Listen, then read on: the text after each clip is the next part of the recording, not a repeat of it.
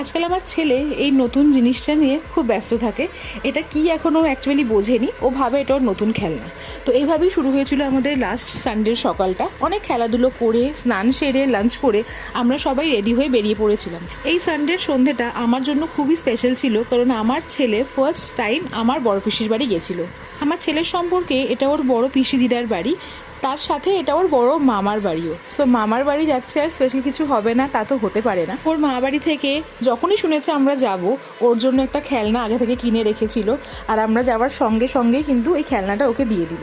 তো একদিকে আমার ছেলে এই খেলনা নিয়ে যেরকম খেলছিল, অন্যদিকে দেখো ও কিন্তু ওর মামার কোলে ওঠার জন্য একটু ব্যস্ত হয়ে যাচ্ছে, বিকজ ওর মামা ওকে কোলে নিয়ে পুরো বাড়িটা ঘুরিয়ে দেখাচ্ছিল, আর ও বেশ মন ভরে সব কিছু এক্সপ্লোর করছিল। আর তারপরে যখন আমরা খাওয়া দাওয়া করছিলাম, ওর দাদার সব খেলনাগুলোকে নিয়ে খেলছিল। মানে আমার ভাইপো তার ছোটোবেলার সব খেলনা গাড়ি ওকে বের করে দিয়েছে, আর এত খেলনা একসাথে দেখে আমার ছেলে কিন্তু ওভার এক্সাইটেডই হয়ে গেছে। তো আমরাও একটুখানি অবাক যে ওখানে গিয়ে কোনো কান্নাকাটি নেই, কিছু নেই, ও কিন্তু মন ভরে খেলছে, অ্যান্ড স্পেশালি ওর বড় মামার কোলে কোলে ঘুরছে।